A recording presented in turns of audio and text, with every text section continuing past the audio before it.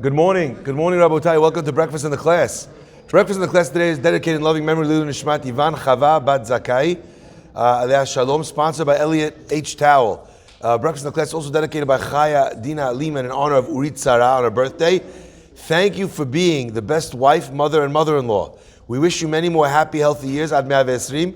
We know you'll hear this message because you listen to every Breakfast in the Class. What a magnificent thing to do for someone on their birthday.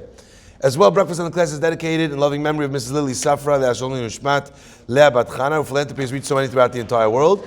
The Week of Cobra was sponsored by David Yash in honor of you and your substantial capacity to do good today and every day. And as well, anonymously, for a Leida Kala, for a mother who listens to the class every day, the Breakfast in the Class. So it's sponsored in honor of her. She's right now in labor. It should be B'Sha'at Tova Mutzlahat.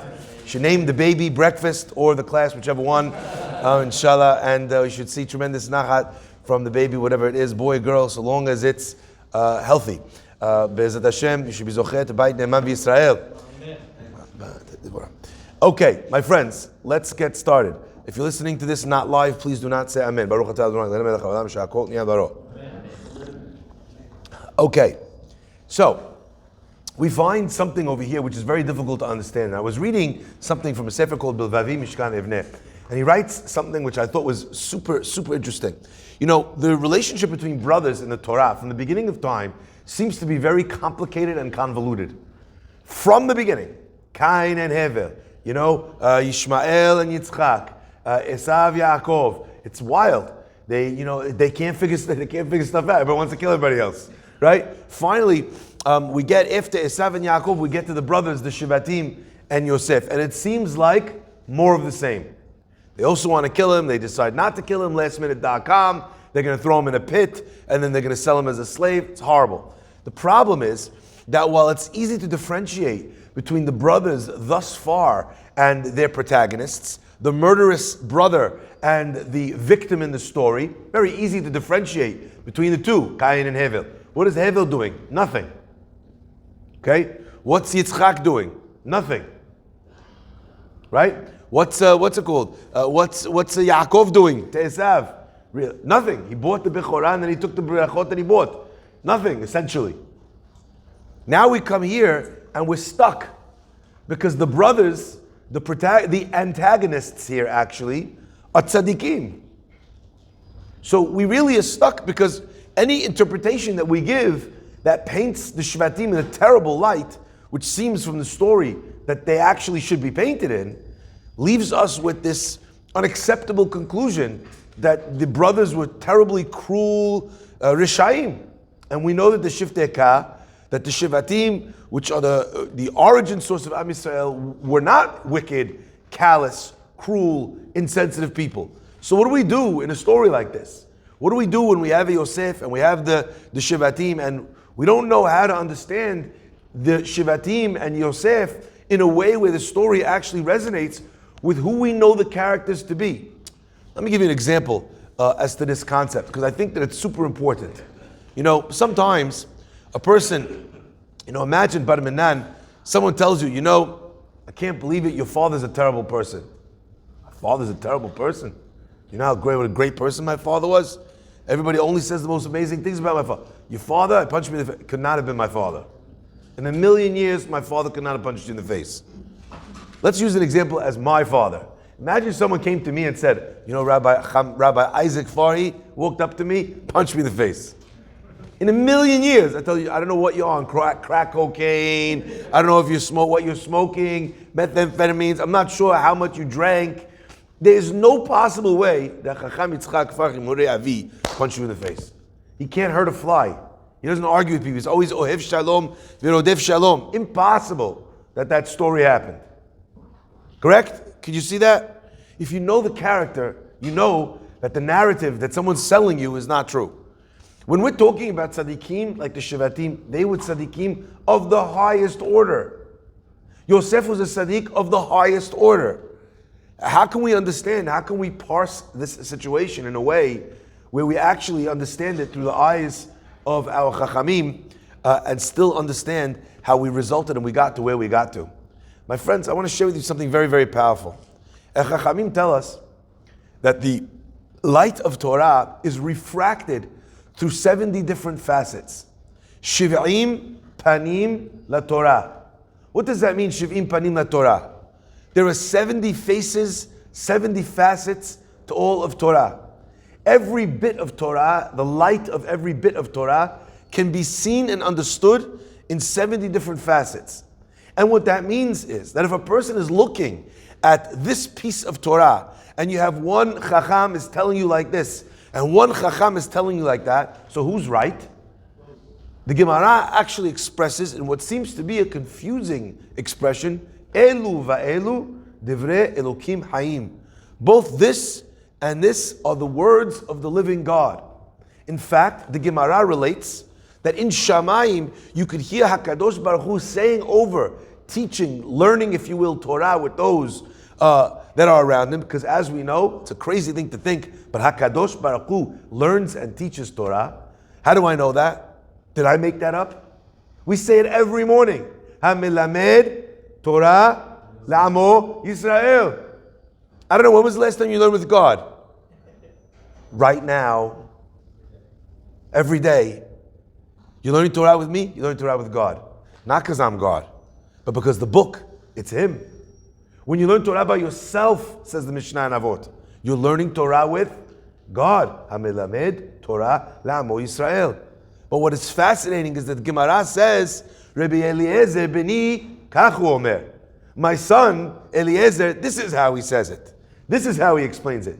Yehuda beni, wild. So he learns the different interpretations of the Chachamim, and he teaches those different elements of the Torah, because each one of those opinions carries an element, a facet of the truth that needs to be studied, that needs to be analyzed. And even if the halakha follows A in this circumstance, it doesn't mean that the idea that B is presenting is not relevant in perhaps another iteration or in another place. My friends, since this is the case, we can approach the understanding over here with a magnificent perspective. We know that Yaakov Avinu, of all of the Avot, Yaakov Avinu is represented as the Amud, the pillar of Torah. Okay? That's why he's Tiferet, that's why he's Emet. Okay? But Yaakov Avinu represents Torah. That's who he is. And it is because Yaakov represents Torah. Whereas Avraham represents Chesed, Yitzchak represents Gevurah. One represented kindness, one represented inner strength. But Yaakov represents Torah. He's Ishtam Yoshev Ohalim. When he runs away, even after all of that, he spends another 14 years. Shem Ba'ever. My friends, because he's the Amud Torah, what comes out of Yaakov, as we know, when he goes down to Egypt, how many souls are the party of Yaakov? B'shiv'im nefesh. Yaradu avotenu, our forefathers went down to Egypt. So 69 come to Egypt. The 70th is born in between the walls. That means they enter Mitzrayim with 70 souls. Seder Chachamim. Those 70 souls, those 70 children, those 70 offshoots, if you will, of the Amud, of the pillar of Torah, are the representation of the 70 different faces and facets of Torah that a person can learn. But first and foremost in the 70 are the first 12, the 12 Shivatim. And these represented 12 ways, if you will, pathways of Torah understanding. So the brothers, each one of them, understood one way, and Yosef understood another. But the question is, if the 11 brothers were capable of seeing 11 different realities through the eyes of 11 different perspectives, why could they not see Yosef's? Yosef looked at what they did and he saw what he saw through his own perspective. He then went to his father. He said they made a mistake. They did something wrong. And according to the way Yosef was seeing it, he was correct. But my friends, how could they tolerate each other and not him? There's two obvious answers to this question. The first obvious answer is they could stand one another because none of them were against any of them. The viewpoint of any of the other 11 brothers was not to be above the other 11 brothers. Yosef's viewpoint wound up placing him in pole position. And that created, so to speak, a threat for the other 11 brothers. So one way of understanding it is that they couldn't see his way because of the fact that it threatened them. And my friends, the Torah says, Ki hashohad ya'aver enei chachamim v'yisalef divrei tzadikim. For bribery blinds the eyes of the wise and distorts the eye of the righteous. And the Chafetz Chaim always used to point this out. He says when the Torah says that bribery blinds the eyes of the wise, that it twists the eyes of the righteous, he asks the most famous question. He says, if I tell you someone is a big Talmid Chacham, that means that in my eyes they're a Chacham. Who's a rabbi for the people of the community? Maybe me. But if you ask me who's a big rabbi, I'm not going to say myself. I'm going to tell you my rabbi. If you ask my rabbi who's a big rabbi, who's he going to tell you? Not me, not him. He's going to tell you someone of the stature of his rabbi, someone that he looks up to. So who you call rabbi, who you call righteous, who you call wise, depends on where you stand on the totem pole. The higher you are, the more, if you say this guy's a genius, and you're a genius, oh my gosh, I don't even know who the guy is now. You understand me? Says the Chafetz Chaim, who calls these people wise? Who calls these people righteous? God does, in His Torah. That means that even a God-level tzaddik, a God-level righteous person or wise person, shochad, bribery, is going to blind them. They're not going to be able to see. It's going to distort their vision. And my friends, what that means is that if they took a bribe and you're still calling him a tzaddik, how's that possible? How can he be a tzaddik if he's taking bribes? How can he be so smart if he's taking bribes? My friends, the simple answer is, he's a tzaddik except for this. He made one mistake. He's a chacham except for this. He made one mistake. But my friends, there's something else here. There are times when a person can get a bribe and not even realize that he got one.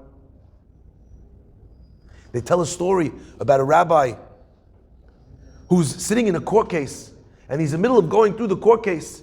And as he's going through the court case, he says, you know what? I'm recusing myself. Someone else has to do this. Someone else needs to rule on this court case.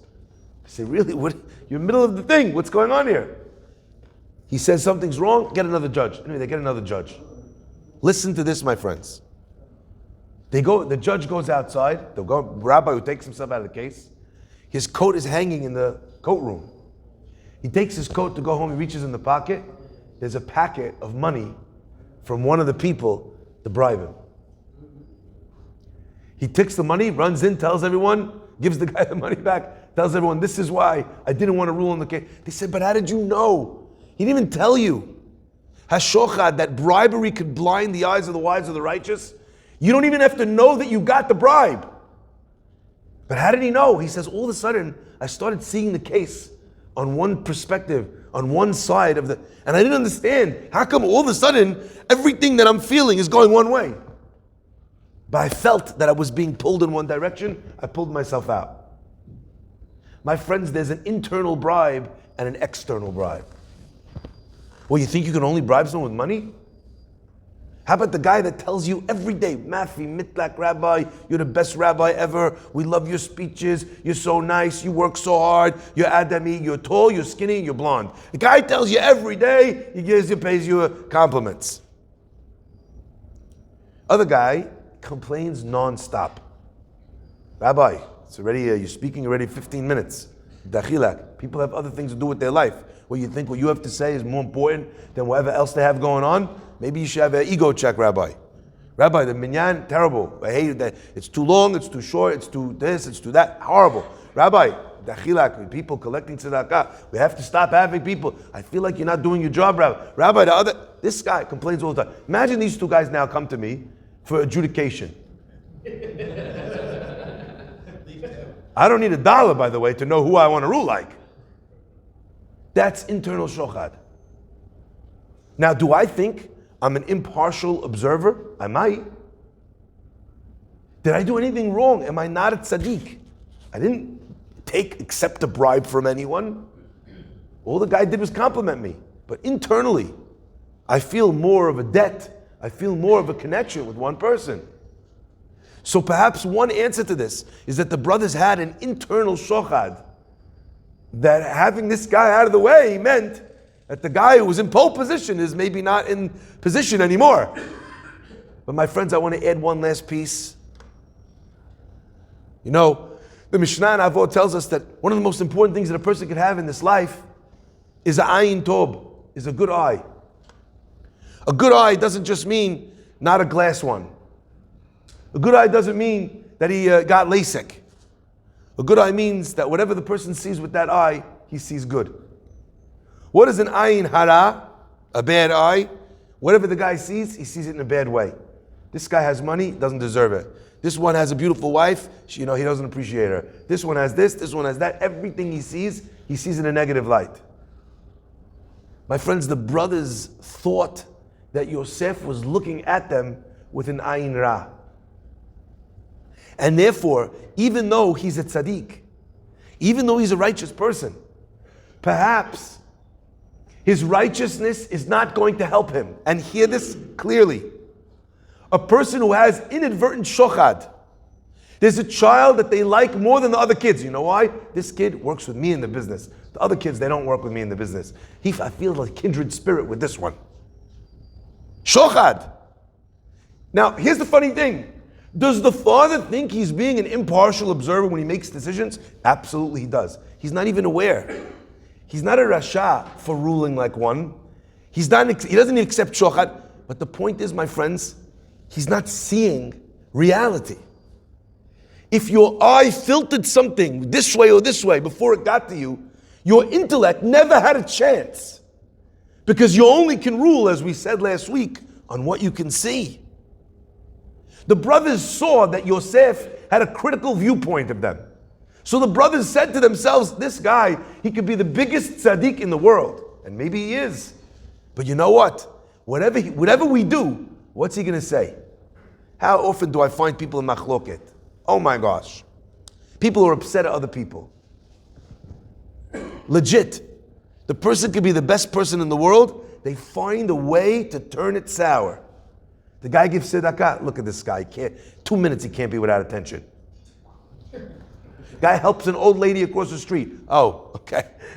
You know who that old lady is. She's about to pass away. She has a beautiful townhouse for sale.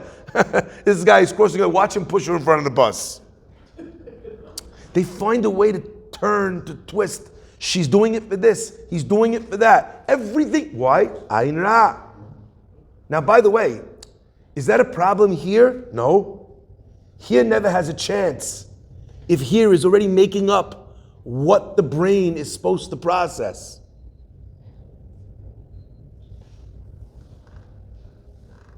I had someone once, I was trying to help him out with a medical referral. This guy was trying to get on a certain program, and I had an in for the program. And I called him. Guy doesn't answer the phone. Windows closing, I'm trying everything I can. I send him an email, I need to speak to you, it's very important. The window passes. I can't get him in, the round is closed, it's filled, then you can't play games. There's a certain number of people on the thing. Anyway, I meet the guy a little while later. My friends, listen to this, but listen to this with your heart. I meet the guy a little while later at a wedding. I said, I was trying to get in touch with you for this medical program.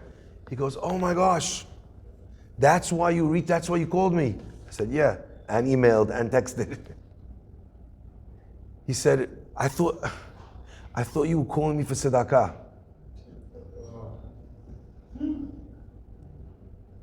So he didn't answer the phone. He says, why don't you tell me in the email that, I said, because I know that it's a private thing, that you're not well. I don't know who sees your email, reads your phone. Lots of people have the PA, so I'm not going to put sensitive information like that. I don't know. If you answer the email, then maybe you could tell me that you have a PA or not. But you see, in his perspective, if the rabbi is calling me, he's calling to take something. There's disastrous consequences sometimes to seeing things the wrong way. Hashem should bless him with long life. Wonderful guy. But in that moment, In that moment, he missed the chance. And that was an Aina. That assumption. What they did not know about Yosef was that Yosef, about him it says, Ben Porat Yosef, Ben Porat Ale Ain. Yosef is above the evil eye, it says in the Gemara. Now, most people read that and they think that means that Yosef is impervious, he's impenetrable by evil eye. But what they don't realize is that there's a reason why he's above evil eye, because he's nishmar and he protects himself from ever giving the evil eye. If he didn't look at people that way, so what's the reward for being very careful about Ain Ra? Then you become protected from Ain Ra. A lot of times people ask me, Rabbi, I feel like there's an Ain Ra on me, on my family, what should I do? I heard about all these things, about this thing, about that thing in Israel. They're pouring lead on your face, I don't know. I said, that's one way to solve the evil eye. You pour boiling lead on the eye, you don't have no eye no more. Fantastic, wonderful segula. Now again, I'm not saying it is, it isn't. There's different misorah, berachot, sigulot, but I'll tell you one thing. I don't know sigulot, not sigulot. I know one thing. I know that the Torah tells us that HaKadosh Baruch Hu pays midah keneged midah. Want to solve Ain Hara? Stop giving Ain Hara. I think it's that simple. It's just not so simple to stop doing Ain Hara. Ain Hara people think means, this guy should lose everything. No. Ain Hara could mean, I can't believe this guy got it. Wow. Really? I never thought he would succeed. Ain Hara. Seeing someone in a negative light. Ain Hara. Assuming negative intentions. Everything with this guy's an agenda. Ain Hara. What is everything with you? You do agendaless things? What are you, a computer program? You AI? Spontaneous generation? That's how you make decisions in your life? Also from an agenda. Everybody's got an agenda.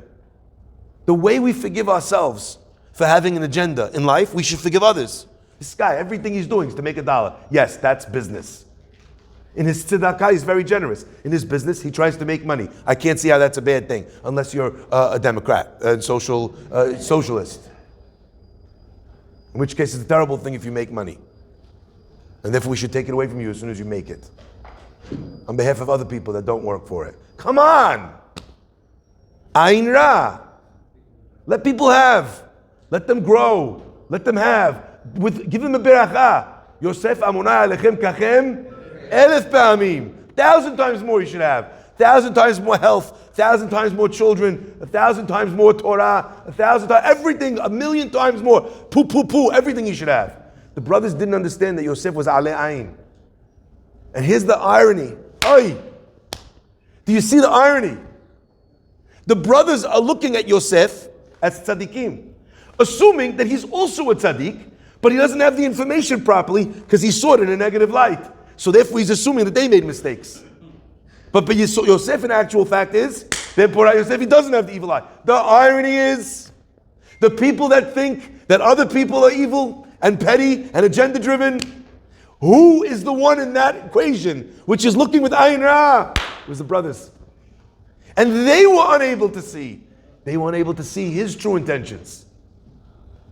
What if, pardon me for leaving you with this bomb of a question, what if in the entanglement that you find yourself, where the other person is horrible, and the other person is doing terrible things because they're so selfish, what if you're the selfish one? What if when you say, they just can't see it because they're so selfish, what if you just can't see it? Everybody could be a tzaddik. And if they had the right information, 100% they'd make the right choice. But the information is being filtered through the ayn. Inshallah, you should be zocheh to the reality of Yosef, that each and every person in this world, in this room, in this class, should be zocheh to ben porat Yosef.